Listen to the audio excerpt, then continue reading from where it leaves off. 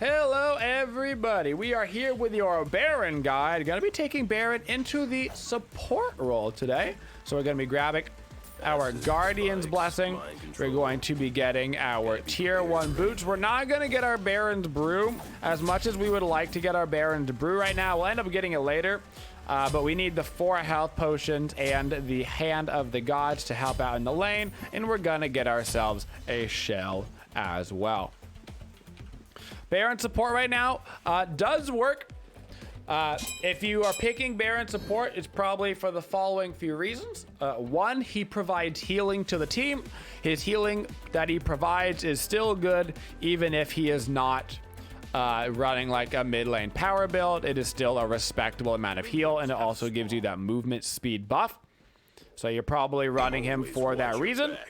And you're probably running him because you needed a little bit of extra magic damage on your team. So the regular old Guardian damage wasn't gonna cut it. You know, you wanted to run somebody kind of supporty, but you're like, we've got 3, you know, physical damage dealers, and maybe you have like a Guardian over in the solo lane, and you're like, I don't know, man, is that gonna be enough to cut it? So you're rocking the Baron just to add a little bit of extra oomph to your team. Gonna be starting off with our 1 at level 1. That is our main clear on the wave, but it is not the ability that we are gonna max first. Make sure Shivalante is in range of that ghost minion, and we're gonna try to get this level 2 ASAP. Gonna try to focus in on those minions. You gotta be a little careful because the Neath Sylvanas does have good clear, but this actually should be a good fight for us. So I'm gonna try to get a little heal onto both of them. We're gonna get a nice heal onto us. Keep on moving forward. Now we gotta be slightly careful with our mana consumption. So if I don't have to use an ability on the wave, I'm not going to. So I'm just gonna abuse my ranged auto attacks right now in order to get this lane pressure, saving my abilities mostly for the enemy gods for the poke. Now in this lane against the Sylvanas Neath, our poke isn't actually super important. Between the health pots that they've got and the sustain built in on Sylvanas and Neath, we basically 100 to 0 them, or they're not gonna die at all. A lot of sustain over here. We don't know where their jungler is. Their jungler's a Thanatos, so we're trying to play it back right now. My free ward comes up in about 15 seconds. Once we get that ward out, we should be able to start playing a little bit farther forward again, or if we get eyes on the map for that Thanatos. Thanatos is mid, so we're good to push up in left. So I'm gonna try to get this 2 underneath. You have to hit an enemy god with Baron's 2 in order for it to give you that heal. That heal and movement speed effect. So just going ahead and landing on the minions isn't gonna provide you with all the value of that ability. So you're mostly wanting to use your 2 on an enemy god, also trying to hit the wave with it as well. So you want to get them both with it. Their purple is up. We can try to go for this. We're going to be able to get out a deep ward over here. I'm going to start it up. They're quite low in HP. I'm going to pop a health pod just to start getting myself topped off. Shivalante can grab that purple if he wants to. Gonna try to zone them out, make sure they don't come in for our boy, and then I'm gonna call for us to go straight to their purple. Not even gonna bother with the wave. Just walk straight over to the purple buff, and I'm going to pick this one up. Reminder that these purple buffs do stack. So if one person picks them both up, you're just refreshing the buff timer. But if you have 2 people pick it up individually, the purple buff gives you attack speed for yourself, but then it does aura protection shred. The aura protection shred stacks. So instead of being an aura 10 protection shred, we now have an aura 20 protection shred if we are both around the target. I've got enough for my CDR boot, so I'm going to go ahead and back it up. You can either get Shoes of Focus or Reinforced Shoes here. Generically, if you were going to be playing a mage support, characters like Baron, Nox, I recommend getting those CDR boots because a lot of your value from a mage support is going to come from your cooldowns and being able to spam CC/healing abilities for Baron. So if you don't have your cooldowns up, you're not going to be able to do that. So we're going to want to get as high a CDR as possible, because we're not going to get a lot of magical power, so we're not going to necessarily get a lot of oomph from the abilities in that regard. I see Sylvanas right in front of me. Now this is totally a killable target, so I'm gonna give him the suck. I'm gonna try to turn around here at the end. I messed it up just a little bit, but we are gonna be able to kill that Sylvanas. So I'll try to show it on later in the game as well. But one interesting thing that you do with Baron that you don't necessarily do with other characters is you try to kind of miss his ultimate a little bit. So I did it a little bit too late right there. But once you pull somebody really close, when they actually get into your coffin on Baron, that ends your ultimate, right? It does big burst damage, it stuns them, and it stops it. But the duration of the ability might have lasted longer than the way that you were gonna suck them in and immediately put them in the coffin. So you can get more CC value out of Baron oftentimes by sucking them in pretty close to your coffin and then turning around so they start to be able to walk away, and then turning back around to suck them back in again. That way they've got that pull on them for a longer period of time, and then they get stunned. Just try to maximize the CC a little bit more. Any way to make your CC last longer. Now for our second item, I'm actually going to go right into a Lotus Crown this game. So looking at their team composition, they have got 3 physicals, 2 magicals. One of their magicals is a Sylvanas, so just going to be a guardian. So they really only have 1 magical damage. So most of the damage output from this team is going to be physical. So what I want to do is I want to get some physical defense online for me. It's going to give me some MP5. Once again, making sure we don't run out of mana. I see that Thanatos is coming in towards my Janus. I want to be in range of him, but not too close. I'm going to try to get this heal off. Not going to be enough to keep him alive. I'm going to throw down my ultimate, which is going to bring Sylvanas back. Turn around, keep pulling, turn around, keep pulling, and I'm going to be able to pull him all the way into tower, positioning myself a little bit better. So I didn't want to be in range of the Janus for when the Thanatos landed to make sure I could shell him. So we get the shell off, keep our Janus alive, then I immediately try to turn and get the heal on the Sylvanas. Can't quite grab it in time before he gets the kill. And then we display why sometimes you want to throw out that extended duration suck, not necessarily start it right away.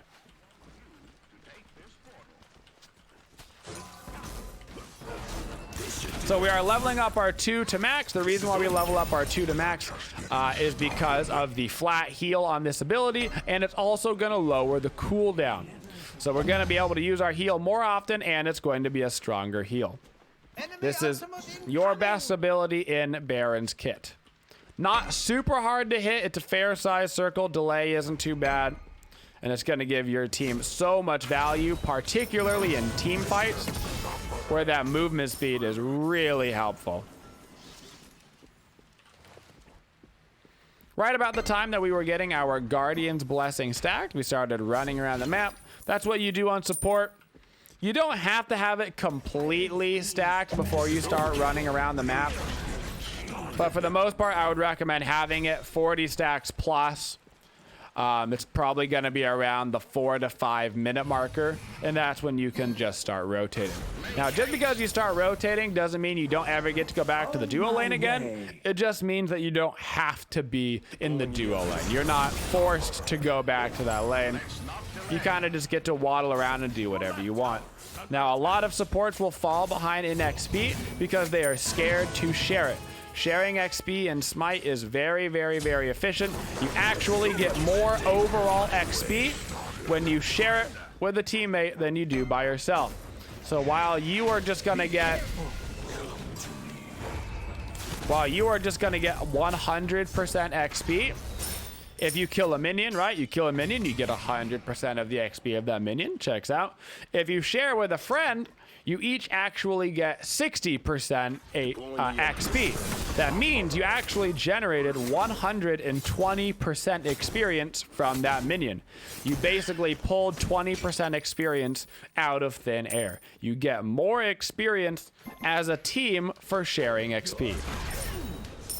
So do not be afraid as a support to be walking around and sharing that XP. Your levels are important because you're going to have to throw ahead, go ahead, and be frontlining and initiating. And if you're dying too fast before you can do that stuff, then you're not helping out your team. Now I need to back after this next wave. Enemy missing left. So we're going to walk up. Looks like he's already cleared it. That's fine. We're going to go ahead and back it up, and we're going to grab that Lotus Crown. After this Lotus Crown, I'm going to rank up my shell and grab myself a ward and get that Baron's Brew online. I'm going to be buying sentry wards in every single pack now. Going to get the Baron's Brew for a little bit of sustain. Couldn't afford to get it early because you have to have that Hand of the Gods. I'm going to call enemies incoming left for my team, and they're staying over there too long right now. They are going to be in trouble. In trouble. I'm going to try to make my way over here, but they might not get out of this at all. Oh my god, a little heal is not going to be enough to keep him alive. He's got to get put down. I'm going to go defend this tier 1 tower. Very aggressive over there on the left lane. They have a lot of healing, so they need to be careful about that. This is overkill. Got too aggressive over in the duo. Blanca is respawned. How long is he going to take to get here? He's not really going right now. So this wave is going to hit this tower and die. He's not going to be able to make it here in time, and I'm not going to stay here just to hold the wave for him. So I'm actually going to clear this and then begin to skedoodle out. If your hunter, if your mid laner, whatever, is going to be able to get to the wave in time, then don't take the XP by yourself. But if they're going to lose most of the wave to tower before it ever gets there, then you might as well take the wave and make sure that somebody on your team is getting the XP. So if they're about to get there and they're like, hold the XP for me, and then you're clearing it, don't do that. No. But if they're sitting in the fountain and the wave's about to hit the tower, they're obviously not going to make it there in time. So feel free to take the wave. I'm going to throw down a sentry ward over here on this fire while we are rotating over, trying to help this Chang'e. Nike jumped in. I'm going to look to land my root. I'm also going to body block. No! We juked each other! That's so unfortunate. I tried to stand right in front of him and body blocked it, and we juked each other at the last second. I threw down my shell just in case we didn't get in range in time, but unfortunately the Neathol was still enough to kill him. Even with the shell on him. He even foiled my backup plan. That was kind of hilarious, though. Another patriot has fallen. For Baron support, what you don't want to be going against is teams that have a lot of anti-healing already built into it, and the very, very aggressive in-lane supports. So Baron himself is actually fairly aggressive. I'm going to throw down a little root, get the tower aggroed onto me instead of Janice. He himself can play quite aggro. Enemy missing right. His combination with his 3 for the root actually allows him very good setup, both later on in the game for team fights, but also in the laning phase. So I like to pair him with a big follow-up hunter, if at all possible. Blanca would definitely not be my first pick to pair with Baron. I would want to pair him with an Uller, an Anher, even a Neat. Somebody that's got a big follow-up ability to do damage when they're rooted, preferably even something that CCs is good, because that root on Baron is not that hard to hit, and you're gonna force the enemy ADC or the enemy support to either use their getaway skill or sit there and take like half their health, or they'll die in the laning phase. So you want to pair it with something big in that lane. Not really looking for a passive late game hunter. You want to play more aggressive in the lane. So what you're scared to play against, though, is those more aggressive characters. So the characters that can jump right on top of your head, the Sobeks of the world that are going to pluck you and bring you out of position. Neith has jumped away. I'm gonna start to use my suck. I'm gonna wait for the Aegis to run off, and then I'm gonna suck him back in. So you can see right there, I see that the Neith has Aegis. I know that if I give him the suck while the Aegis is on him, it's not gonna do any damage. Shell is unfortunately not gonna go off in time. Hopefully it keeps my Hunmats alive, and it looks like it's going to for now. We gotta be careful here. If we can keep fighting this if we kill the Scylla, otherwise we need to just be back and right on out. Throw down a little ward. Once again, Shibalanke is dead for 20, so I'm gonna start working on this wave because he's never gonna make it. For my third item this game, I'm gonna go right into a Sovereignty. That Sovereignty is specifically for this team composition. I can see that they're gonna have a lot of physical damage for against my team, so I am trying to provide as much support as I can. Now, I am also gonna start working on a Contagion. I'm gonna start working on that Contagion because I know I'm gonna need some anti-heal this game. I don't want to get a Divine Ruin. It's not really my job. We've got a Chang'e, we've got a Janus. He already has a Divine Ruin. That is fantastic. So I'm gonna start working on a Pestilence. I don't have really any magical defense yet. That'll give me some magical defenses, some HP, and allow me to start getting that aura anti-heal online. Now, my main target right now that I want to be looking for is Scylla. I'm going to force her to dash away. I'm hoping we're going to be able to get a kill off of that, but I'm going to make sure I actually land the ulti on somebody after she dashes away. Got a Heavenly Agility. I'm going to pop that right now for my team. Hopefully get them outside of the range of that Scylla ulti, who is still my main target, but I got to be hitting whatever is in front of me, so we're going to spam those abilities down and get some heals off. Don't have anything to peel right there for my Hunmats. We're just going to go ahead and back it up a little bit. We don't have to be totally afraid here. Just mostly afraid. That's a Cursed Ankh and a Pestilence proc. We have got no healing right now. But luckily that'll run off in just a second, so we can go ahead and go back in. Boop.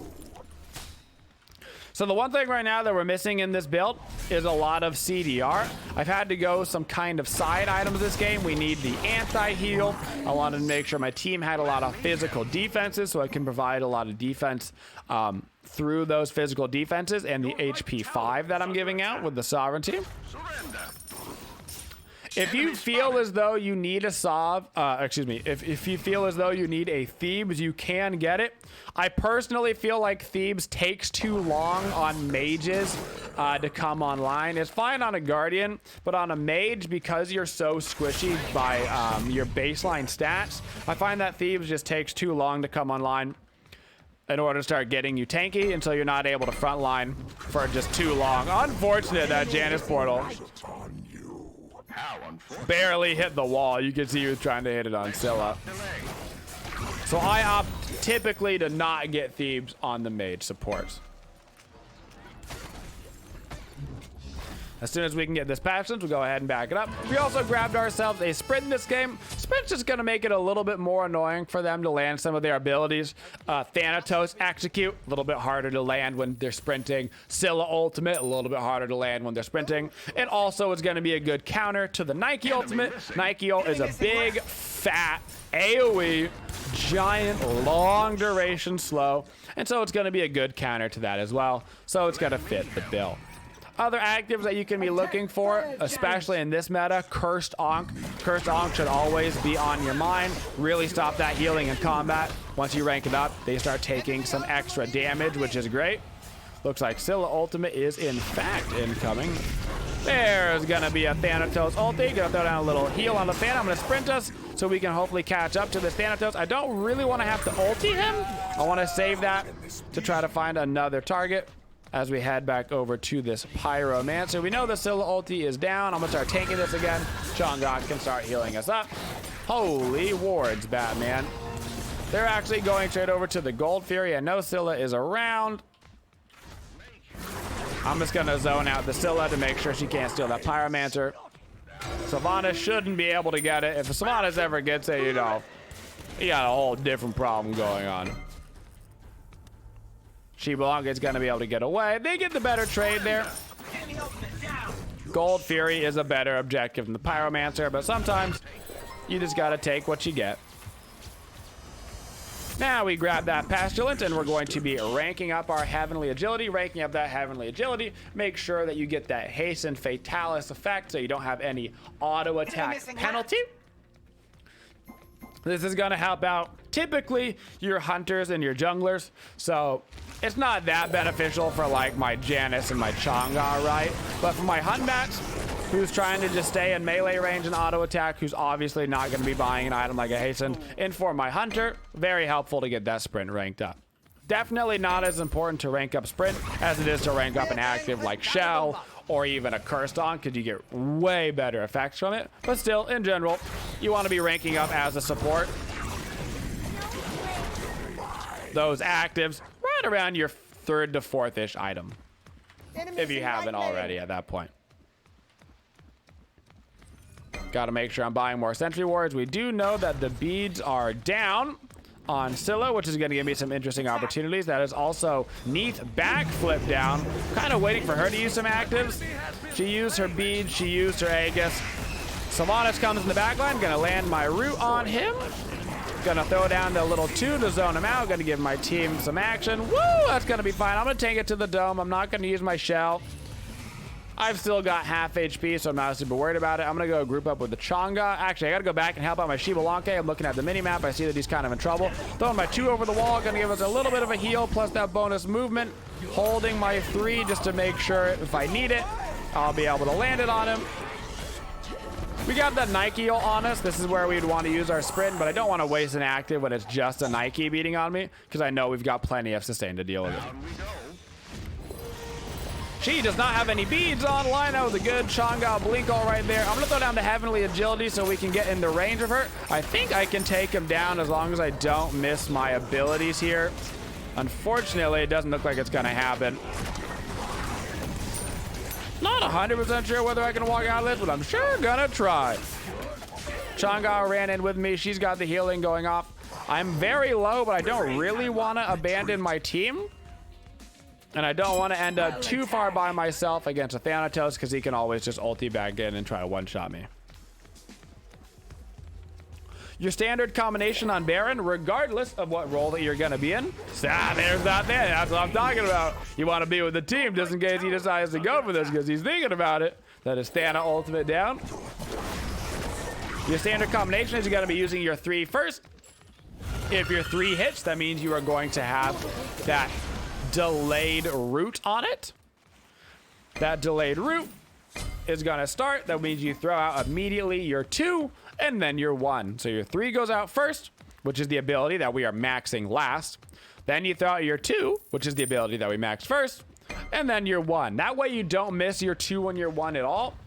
If you miss your 3, cool, you can wait on your 2 and your 1. You don't have to throw them out there. Don't gotta waste that mana in the early game. Later in the game, you're just kind of spamming those abilities.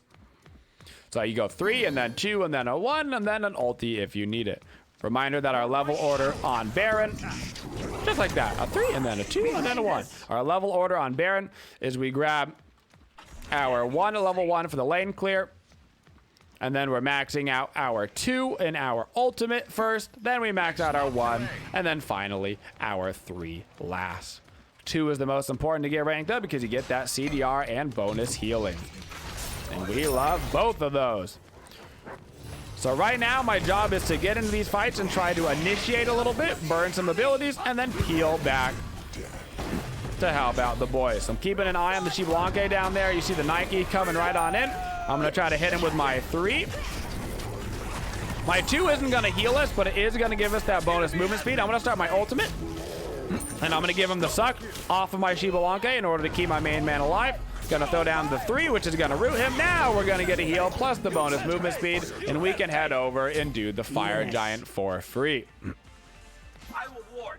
So you can see how Baron's kit, while he is technically a mage, transitions very well into a support-like nature. Bonus movement speed, a heal, a root, a pull/stun, all sorts of good stuff. Not to mention his 1 also will give your enemy reduced power, so they actually do reduced damage as a part of his hysteria mechanic. So he also has the reduced damage as well. So a lot of good stuff that you can provide for your team as a Baron support. Now, just because you can provide all this stuff for your team as a Baron support, I will say, do be careful. You shouldn't just be picking Baron support willy-nilly. There's a lot of characters that put you down. We talked earlier about the Sobek in the laning phase. Anybody that's very, very aggressive in the laning phase, if you get put behind early on a mage support, you're not gonna have a fun time, okay? I promise you, being behind on a mage support is just not the dream. You don't need to be snowballing or anything on a mage support. You just need to be fairly even. As long as you're in the realm of even, you're gonna be totally fine. But if you fall behind on somebody like a Baron or a Nox early in the support role, it can be really hard to claw your way back into it. Now we're gonna start getting ourselves a Pridvin. Pridvin gonna give us that 20% CDR on top of our CDR boost. We got 30% right now. That is perfect. That is exactly where we want to be. We're gonna go back. We're gonna look at their builds and see what they're doing. Just a standard kind of Sylvanas build. Regular Hunter build. Nothing too crazy coming out. A lot of penetration there on the Thanatos. So we don't need anything too crazy right now. We've already got our anti-heal. We got the 30% CDR. We got our Lotus Crown. We got our Sovereignty. This is where you can start to kind of do flex items and do anything specifically that you need. You could go a Shield of Regrowth, which is kind of a... Let's do a Shield of Regrowth this game. It's kind of a selfish item. This one isn't going to help out your team so much. It is going to give you a bunch of HP, plus it's going to give you 10% CDR, so you're going to get that full 40% CDR. And it's going to give you a big burst of movement speed pretty much every single time that you use your 2. So the Shield of Regrowth cooldown and your 2 cooldown are going to be quite close to each other. So every time that you're hitting your 2, you're going to get that bonus burst of speed. A couple of other items here that you can consider. Our protections are not bad at all. 217, 157. We've obviously opted into more physical protections than the magical protections. I'm going to throw down my ulti right here on this Thanatos. See if I can't force some actives. There's a bead. That is a win. That is totally fine. Keep an eye on my Janus and my Chang'e, who are really running in here right now. You've got Relic Dagger always on your supports as a viable item that you can buy. Help get those actives up even faster. If you wanted to go something a little bit more aggressive, you're kind of feeling yourself. Maybe you are snowballing a little bit. Gotta pop that Heavenly Agility to counter that Nike ult here in the background. Gonna throw down a shell. Try to keep my Janus alive. It's not gonna quite save his life, but it might save the lives of the rest of my team. Make sure that Baron's Brew is constantly proccing on me right now. I'm just gonna pop a whole lot of those. Looking for another 3 to go down. Gonna hit the Nike. Gonna follow up with my 2 and my 1 to make sure the team is getting that sustain. For those more aggressive items, you're looking at E-Staff and Soul Gem. Soul Gem is just one of the best items in the game right now, period. So I think you should always keep it in mind, really, no matter what you're playing, if it's a magical character. Soul Gem is going to add some more healing to your kit. So not only will your 2 be able to heal, you'll also get a little heal from that Soul Gem, which is nice. If your team has a lot of healing on it, another item that you can keep in mind as well is a Rod of Asclepius. This is still going to give you some HP. And it's also going to provide some more healing towards your team. So I've got a Chang'e on my team, and she already has a Rod of Asclepius. So there's no reason really to double down on this item. It's not the end of the world if you do, but that provides more healing to your team. Reminder about healing and anti-healing right now, because you can't say it enough. All bonus healing increases all forms of healing, and all anti-healing reduces all forms of healing. That means that a Rod of Asclepius increases your HP 5, it increases a Fire Giant regen, it increases whatever. Anything that you can think of, it increases. That's why Rod of Asclepius is so strong. It increases your life steal, it increases the Stone of Gaia proc, whatever. One of the best items in the game right now. In fact, I think somebody did some math, and by win ratio, I think Rod of Asclepius / Cad Shield are actually the highest win rate items in the game of Smite right now. Somebody might call me out on that for being a liar, but I'm pretty sure that's actually the truth right now. Because of the way that they're affecting all healing and just increasing everything from health pots to a fire giant buff. So flippin' strong. Now we head over to the fire. I've got 40% CDR right now. I actually see somebody back around this wall, so I need to make sure they don't go for a steely steal. Neith has used her backflip. I'm gonna throw down my ulti. Her backflip is down. She's got the beads if she wants to get out of it. There goes the beads. I'm gonna right click to cancel out of my ultimate just to make sure I can keep running up on this. And with our fire giant, with a 5v4, we should be able to run this one right on down to the Titan. Got both of my actives up. Gonna try to wait to use my heavenly agility until after the Nike ulti, or right when she's about to ulti, to make sure they do not get slowed by the Nike ult. There's the Nike ult. Gonna go ahead and use my sprint as soon as everybody comes out of their little portals. Thanatos ulti is in the air. I actually gotta be careful right now. We gotta back up a little bit out of the Titan room, but we've got a bunch of CC to follow on up on this. Throwing down a 2 right on this Nike. Give a little heal, a little sustain for the team, and you can see how all of this healing is coming through and just being so strong for us. And now we should be able to finish it right on up on the Titan. Make sure all those Baron's brews are proccing. If I had a soul gem right now, we'd also be getting those soul gem procs. And that's the type of build that you're looking to run on a Baron. It's a little bit funky.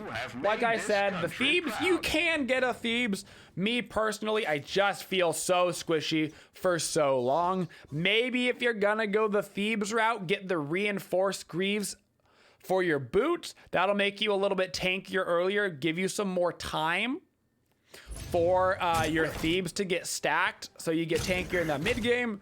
But most of the time, I'm gonna be honest with you, you're probably gonna be going against a 3 kind of 4 physical comp, which means you can easily get away with that sovereignty Lotus Crown combo. Tons of physical protections for you and your team, plus a bunch of HP 5. So it's basically like you have a Thebes. Anyway, guys, and that is our Baron guide.